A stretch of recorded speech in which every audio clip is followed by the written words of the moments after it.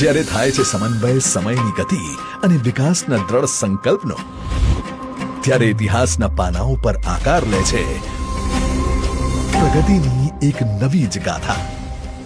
આવી જ એક ઐતિહાસિક ક્ષણનું સાક્ષી બની રહ્યું છે દક્ષિણ ગુજરાત. અહીંનું ટેક્સટાઇલ આખા દેશને બાંધે છે એક તાતણે. અહીંના જીઆઈ ટેગ પ્રાપ્ત સુરત કટ ડાયમંડના તેજથી દુનિયા આખી ઝળહળે છે.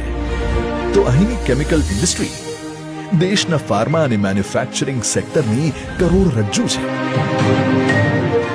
એટલું જ નહીં, અહીંના પોર્ટ્સ ભારતના એક્સપોર્ટની બુલંદ ઓળખ.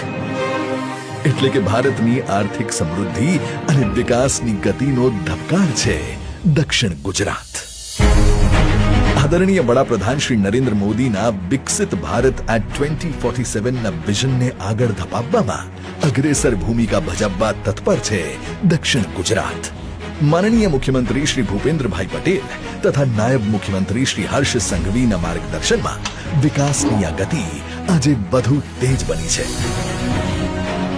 દક્ષિણ ગુજરાતની આ વિકાસ યાત્રાને મળી રહી છે એક ઊંચી ઉડાન.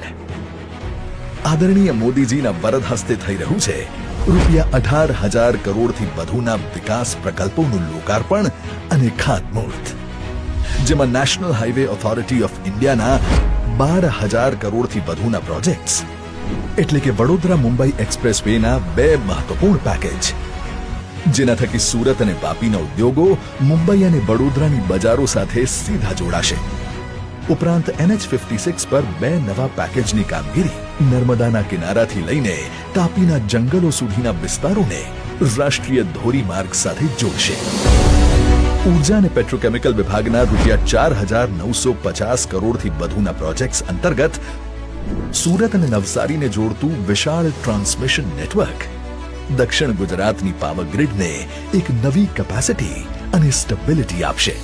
તો GIDCના રૂપિયા 1,063 કરોડના પ્રોજેક્ટ્સ અંકલેશ્વર, પાનોલી, દહેજ, સરીગામ અને જંબુસર બલ્ક ડ્રગ પાર્કની ઔદ્યોગિક વસાહતોમાં આધુનિક રોડ, ડ્રેનેજ અને વેસ્ટ મેનેજમેન્ટ ઇન્ફ્રાસ્ટ્રક્ચરથી સુસજ્જ બનાવશે.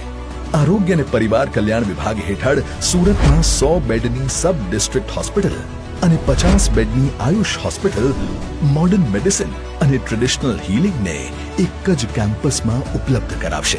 તેમજ રૂપિયા 212 કરોડથી વધુના ખર્ચે નિર્માણ પામેલ 200 બેડની હાઈટેક ESIC હોસ્પિટલ અને સ્ટાફ ક્વાર્ટર્સ, જે ભવિષ્યમાં મેડિકલ કોલેજ તરીકે અપગ્રેડ થઈને દક્ષિણ ગુજરાતના લાખો પરિવારો અને અસંગઠિત ક્ષેત્રના શ્રમિકો માટે આધુનિક સ્વાસ્થ્ય સેવાઓ સુનિશ્ચિત કરશે. તો સાથે જ શહેરી વિકાસ વિભાગના રૂપિયા 107 કરોડના પ્રોજેક્ટ્સ હેઠળ storm water drainage, sewage treatment plant જેવા પ્રકલ્પો, તેમજ માર્ગ અને મકાન વિભાગના રૂપિયા 45 કરોડના પ્રોજેક્ટ્સ, જે નાગરિકોને ઇઝ ઓફ લિવિંગની અનુભૂતિ આપશે. જ્યારે પંચાયત વિભાગના 28 કરોડથી વધુના પ્રકલ્પના લોકાર્પણથી ગ્રામીણ સેવાઓનું માળખું વધુ સુદૃઢ બનશે. વિશ્વ પર્યાવરણ દિવસના અવસરે આયોજિત આ સમગ્ર કાર્યક્રમ અન્ય એક કારણથી પણ યાદગાર બનવાનો છે. માનનીય મોદીજીની મિશન લાઈફની પહેલથી આજે ભારત સહિત દુનિયાભરના લોકોમાં પર્યાવરણ સંરક્ષણની ચેતના જાગી છે. ત્યારે આજના કાર્યક્રમને પણ સંપૂર્ણ ઇકો ફ્રેન્ડલી રાખવામાં આવ્યો છે.